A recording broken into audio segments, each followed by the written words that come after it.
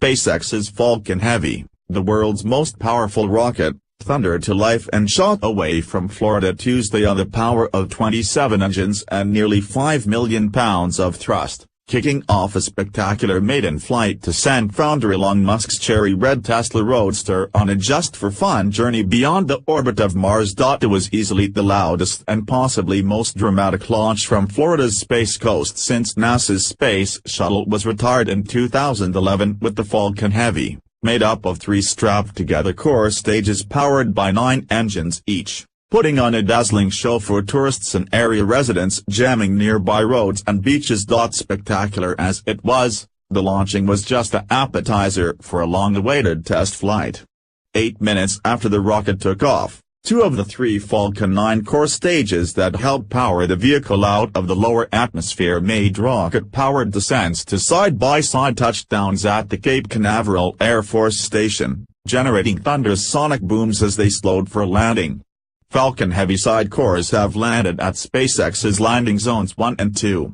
Pic.twitter.com web link SpaceX, at SpaceX, February 6, 2018. Recovering rocket stages was impressive in its own right, but it was a secondary test objective.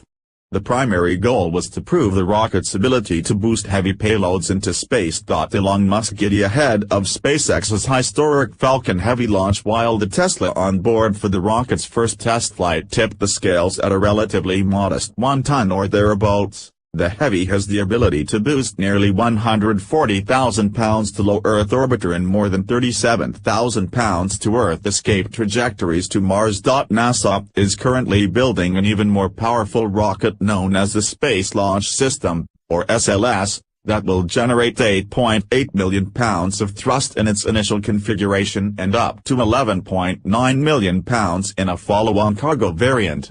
The initial version will be able to boost more than 50,000 pounds to Earth escape velocity. But the SLS is not expected to fly until late 2019 or later.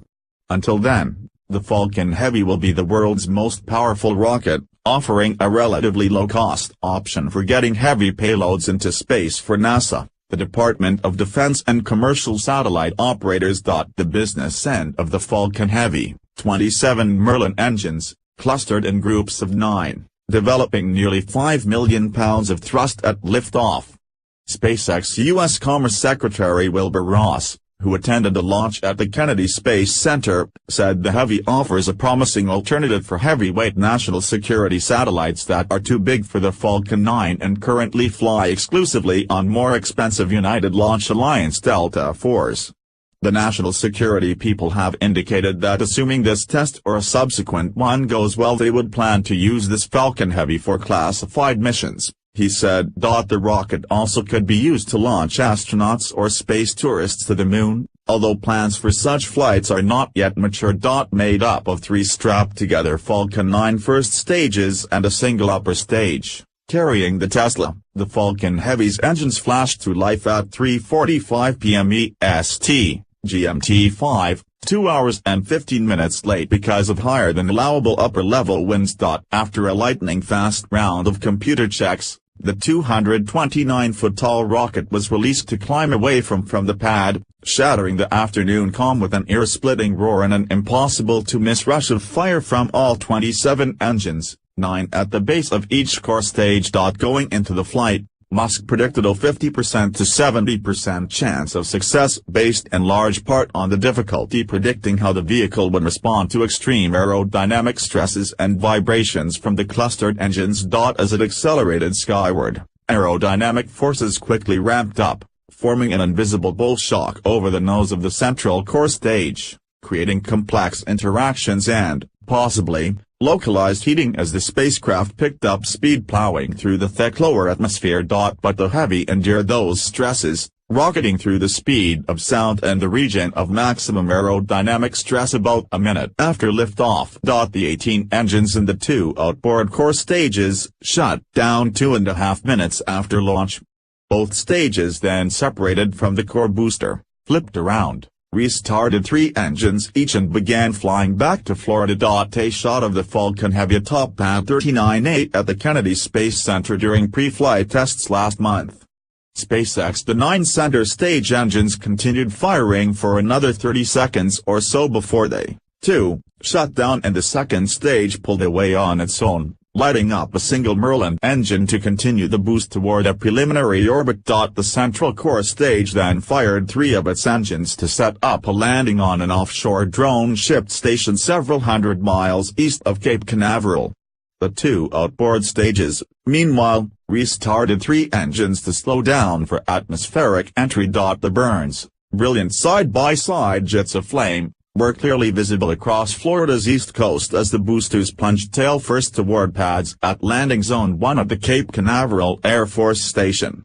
Falling like bombs, the rockets each restarted a single engine to slow for touchdown, each one deploying 4 landing legs. Heralded by dual sonic booms that thundered across Cape Canaveral, both boosters touched down about 8 minutes after liftoff. The central core landed on SpaceX's offshore drone ship about 20 seconds later. A few moments after that, the second stage engine shut down, putting the rocket and Musk's still attached Tesla Roadster into a preliminary orbit. A second engine firing 20 minutes later was planned to adjust the orbit as required to set up a trajectory to Mars. A third rocket firing was planned about 6 hours later to boost the spacecraft's velocity to nearly 25,000 miles per hour, fast enough to escape the pull of Earth's gravity. Again, Musk downplayed expectations. Once we reach orbit, we've got a very long coast. We've got a 6-hour coast before restart, which is twice as long as we've ever coasted a stage, he said. So we could see the fuel potentially freeze, because it's out there in deep space, and when it's not facing the sun it's at 3 degrees above absolute zero. So it could easily freeze, or the liquid oxygen could boil off, so there's a lot that could go wrong. Assuming it makes it through the high radiation environment of Earth's Van Allen belts, and assuming the Falcon Heavy's second stage propellant doesn't freeze or boil away, the flight plan called for the Tesla to be released on a trajectory carrying it slightly farther than the orbit of Mars. A mannequin known as Starman, wearing a spacesuit, was strapped into the driver's seat, its left arm casually draped across the door as if cruising through the countryside. Or a long flight to Mars. The Tesla Roadster mounted atop the Falcon Heavy's upper stage included a mannequin known as Starman strapped in the driver's seat, its left arm casually draped over the door. The Tesla took the place of what SpaceX founder Elon Musk called a more boring mass simulator for the Heavy's first flight. SpaceX: we expect it'll get about 400 million kilometers away from Earth, maybe 250 to 270 million miles. And be doing 11 kilometers per second, Musk said. It's going to be in a precessing elliptical orbit, with one part of the ellipse being at Earth orbit and the other part being at Mars orbit. So it'll essentially be an Earth-Mars cycler. We estimate it'll be in that orbit for several hundred million years, maybe in excess of 1 billion years, he said. At times, it will come extremely close to Mars, and there's a tiny chance that it will hit Mars someday. Extremely tiny. I wouldn't hold your breath. New rockets making their first flights typically carry dummy payloads, or mass simulators. But not the Falcon Heavy. It's just for fun, Musk laughed in an interview. A lot of people wondered, what's the purpose of sending a car to Mars? There's no point, obviously. It's just for fun and to get the public excited.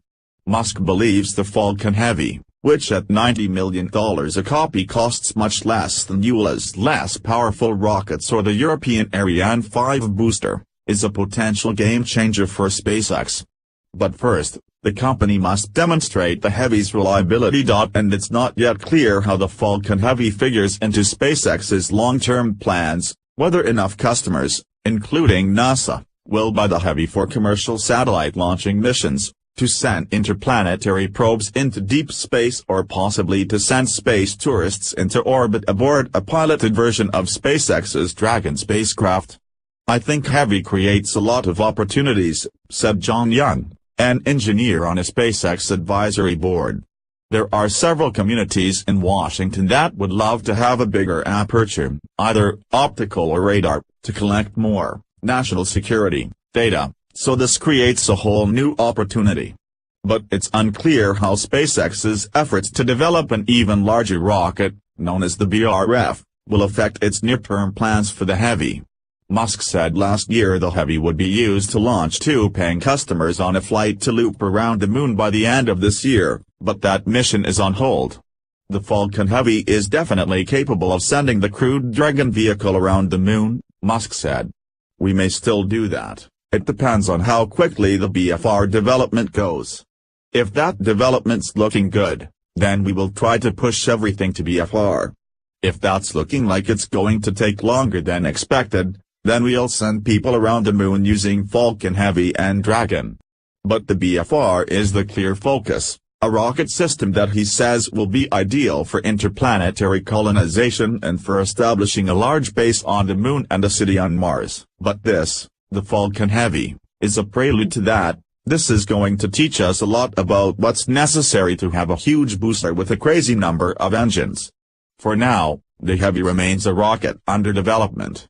SpaceX's bread and butter comes from satellite launches using the Falcon 9 and it has a $10 billion manifest.